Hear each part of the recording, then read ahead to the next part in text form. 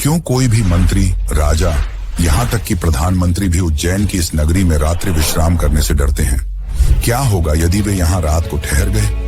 और क्या हुआ जब मध्य प्रदेश के मुख्यमंत्री मोहन यादव ने इस परंपरा को तोड़ने की कोशिश की? महाकालेश्वर मंदिर केवल भारत में ही नहीं बल्कि पूरे विश्व में प्रसिद्ध है, जिसके कारण दूर दूर से लोग बाबा महाकाल के दर्शन करने आते हैं।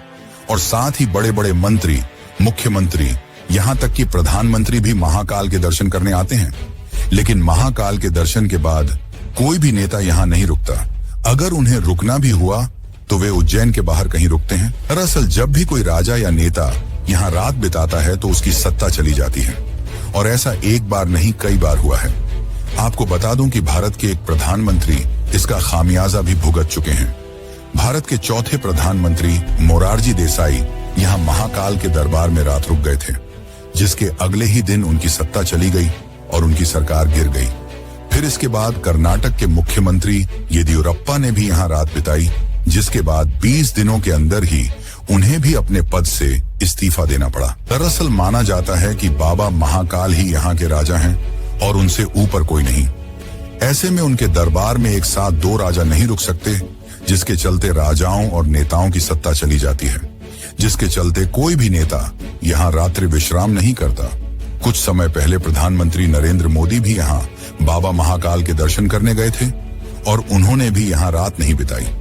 पर चौंकाने वाली घटना तब हुई जब 16 दिसंबर 2023 को मध्य प्रदेश के मुख्यमंत्री मोहन यादव ने यहाँ रात बिताई। उन्होंने कहा कि मैं महाकाल का बेटा हूँ, इसलिए यहाँ रुक सकता हूँ। महाकाल तो पूरे ब्रह्मांड के स्वामी हैं, इसीलिए उनके नगर में रुकने में कोई आपत्ति नहीं होनी चाहिए। दोस्तों, ज्यादातर मंदिरों में भगवान की पूजा दीप जलाकर की जाती है, पर महाकालेश्वर मंदिर में यह आरती भस्म से होती है। भस्म किसी भी इंसान या वस्तु का आखिरी रूप होता है, यानी कि जलने के बाद बचने वाली राख। पुराने समय में यह आरती इंसान की देह की पहली चिता की राख से की जाती थी, लेकिन कुछ कारणों की वजह से इसे बंद कर दिया गया और आज के समय में यह भस्म आरती कपिला, गाय के गोबर, पीपल, बड़, शमी और अम्लतास की राख से बनी हुई भस्म से की जाती है।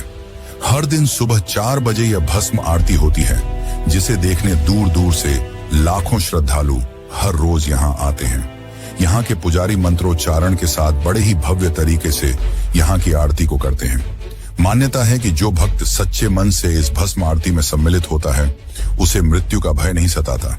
एक और बात यह कि यह भस्म आरती केवल पुरुष ही देख सकते हैं, महिलाओं को यह आरती देखने की अनुमति नहीं है। तो चलिए अब जानते हैं उस रहस्य को और जानेंगे मंदिर के दूसरे भाग बारे में। लेकिन उससे पहले अगर आपको यह वीडियो अच्छी लग रही है तो इसे अन्य शिव भक्तों को जरूर शेयर करें। उज्जैन में विराजमान महाकाल बाबा एक ही हैं, लेकिन वो अपने भक्तों को हर बार नए रूप में दर्शन देते हैं। हर त्योहार, हर मौसम और हर खास मौके पर उनका अलग अलग रूप में श्रृंगार किया जाता है। यही कारण है कि हर साल लाखों लोग सिर्फ उनके इन अलग अलग रूपों के दर्शन के लिए उज्जैन आते हैं। जैसे शिवरात्रि के दिन महाकाल दूल्हे के रूप में सजते हैं, तो श्रावण मास में उन्हें राजाधिराज यानी राजा के रूप में सजाया जाता है। दिवाली के समय पूरा महाकाल मंदिर दीपों से जगमगा उठता है, तो होली में भगवान का आंगन गुलाल से भर जाता है। गर्मी के दिनों में महाकाल के सिर पर मटकों से पानी चढ़ाया जाता है ताकि उन्हें ठंडक मिले। वहीं कार्तिक मास में एक विशेष पूजा के तहत उन्हें पालकी में बैठाकर भगवान विष्णु को सृष्टि की जिम्मेदारी सौंपी जाती है। महाकाल के हर रूप में कुछ खास बात होती है, जिसे देखकर हर भक्त भाव विभोर हो जाता है। यही वजह है कि उन्हें उज्जैन का राजा भी कहा जाता है, और जब बात राजा की हो तो सम्मान भी वैसा ही होता है। वैसे दोस्तों, उज्जैन में सिर्फ महाकालेश्वर नहीं है, बल्कि साथ में काल भैरव का एक रहस्य जो आपको चौंका के रख देगा। तो चलिए अब जानते हैं उस रहस्य को। उज्जैन शहर से करीब 8 किलोमीटर की दूरी पर काल भैरव मंदिर स्थित है, जो करोड़ों लोगों की आस्था का केंद्र है। ऐसा माना जाता है कि जब कोई भक्त महाकालेश्वर के दर्शन करने आता है, तो काल भैरव मंदिर गए बिना उसकी यात्रा अधूरी मानी जाती है। मंदिर के पुजारियों के अनुसार इसका जिक्र स्कंद पुराण के अवंती खंड में भी मिलता है। काल भैरव को भगवान शिव का रौद्र और तांत्रिक रूप माना जाता है। वे तामसिक प्रवृत्ति के देवता हैं और इसी कारण उन्हें शराब का भोग चढ़ाने की परंपरा सदियों से चली आ रही है। यहाँ रोजाना सैकड़ों हजारों बोतल शराब चढ़ाई जाती है, लेकिन सबसे चौंकाने वाली बात यह है कि वो शराब आखिर जाती कहाँ है, ये आज तक कोई नहीं जान पाया। पुजारी जब शराब से भरा कटोरा मूर्ति के पास रखते हैं तो देखते ही देखते शराब मूर्ति के होंठों से गायब हो जाती है, मानो भगवान खुद पी रहे हों। न मूर्ति में कोई छेद है, न कोई पाइप, न कोई सुराख, लेकिन फिर भी शराब खत्म हो जाती है। ब्रिटिश शासन के दौरान कैप्टन हंटर नाम के एक अंग्रेज अफसर ने इसे धोखा समझकर मंदिर की खुदाई और मूर्ति को तोड़ने की कोशिश की, लेकिन उसके हाथ कुछ भी नहीं लगा और कुछ ही दिनों में उसकी रहस्यमयी मौत हो गई।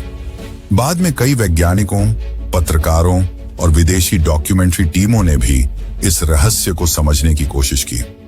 स्कैनिंग मशीनों, एचडी कैमरों और माइक्रोफोन तक लगाए गए, पर कोई सुराग नहीं मिला। शराब मूर्ति के पास गई और गायब हो गई। एक ब्रिटिश टीम ने इसे एक case of collective divine evolution कहा, यानी आस्था और चमत्कार का अद्भुत संगम। कुछ भारतीय वैज्ञानिकों और विक्रम विश्वविद्यालय की टीमों ने भी जांच की, लेकिन हर बार उन्हें खाली हाथ लौटना पड़ा। इतना ही नहीं, एक बार जब औरंगजेब के सैनिक मंदिर को तोड़ने आए तो अचानक वहां कुत्तों का झुंड प्रकट हुआ और सैनिकों पर टूट पड़ा। सैनिक पागल होने लगे, एक दूसरे को मारने और काटने लगे। हालात ऐसे हो गए कि औरंगजेब को खुद अपने सैनिकों को मरवाना पड़ा और डर के कारण वह मंदिर को तोड़े बिना ही लौट गया। तो सवाल यह है, क्या यह सिर्फ एक मंदिर है? क्या यह सिर्फ एक परंपरा है? या फिर यहां कोई ऐसी शक्ति है जिसे हम आज तक समझ नहीं पाए?